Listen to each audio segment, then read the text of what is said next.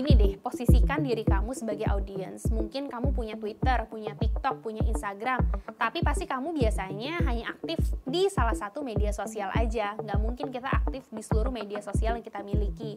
Makanya, sebagai brand, kita harus aktif juga nih di semua platform supaya bisa menggarap audiens secara maksimal.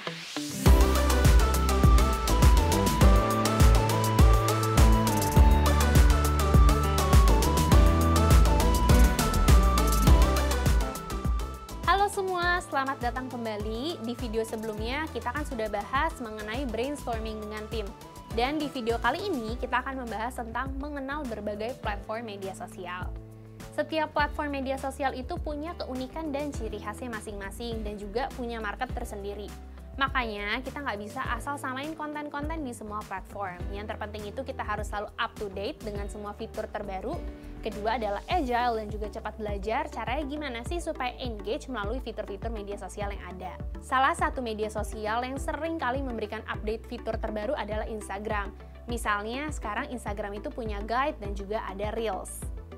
Kita menggunakan fitur guide dan reels untuk fungsi yang berbeda. Misalkan kalau untuk guide itu biasanya kita gunakan untuk product knowledge. Jadi misalkan product knowledge untuk produk Ani itu biasanya kita kumpulkan dalam satu guide. Kemudian untuk reels itu lebih video-video yang kurang lebih mirip sih dengan TikTok sebenarnya. Kalau tadi kita sudah bahas Instagram, sekarang kita bahas TikTok.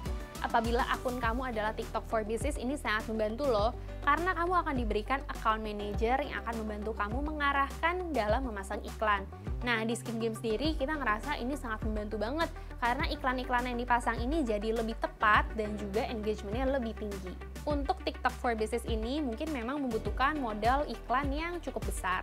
Tapi dari pengalamanku, modal yang dikeluarkan dengan engagement yang kita dapat in return itu cukup sebanding kok. Untuk media sosial Twitter, mungkin memang paling jarang untuk update fitur terbaru. Nah, tapi ada loh yang terbaru dari Twitter, yaitu Twitter Space. Konsepnya tuh mirip seperti Clubhouse ya. Jadi kalian bisa ngobrol-ngobrol bareng dengan audiens kalian secara live.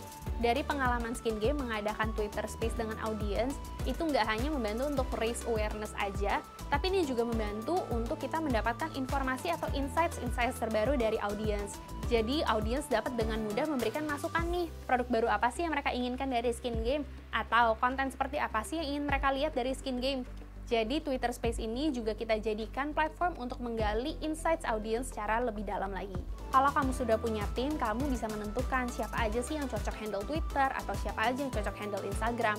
Misalnya kalau di Twitter itu kan fokusnya lebih ke copywriting karena full tulisan. Personil tim kami yang memiliki kemampuan lebih di copywriting akan diberikan tanggung jawab untuk handle konten Twitter. Apabila di Instagram, menurut aku dan tim, Instagram itu lebih ke kombinasi antara copywriting dan juga visual. Jadi pastikan menempatkan tim kamu yang memang memiliki kekuatan di copywriting dan juga visual. Konten di Twitter dan Instagram mayoritas berisi promosi, edukasi, dan juga sedikit jokes.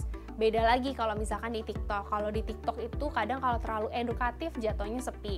Di TikTok mungkin orang lebih maunya konten yang sederhana dan mudah dimengerti. Mayoritas konten TikTok sendiri berisi jokes.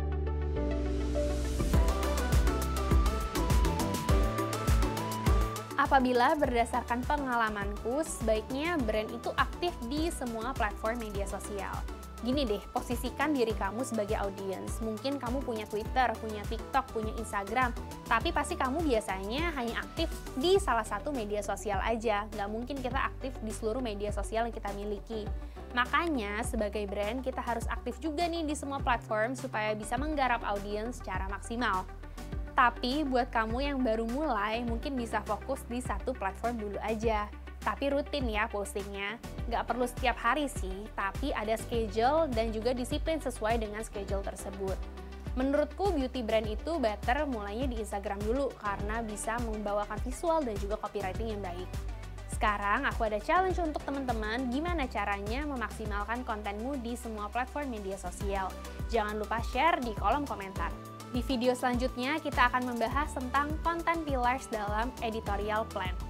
Untuk membuat hasil brainstorming itu lebih enak dicerna dan juga lebih mudah diimplementasi, kita bisa bikin editorial plan media sosial. Gimana sih bikin editorial plan itu? Jangan lupa klik next!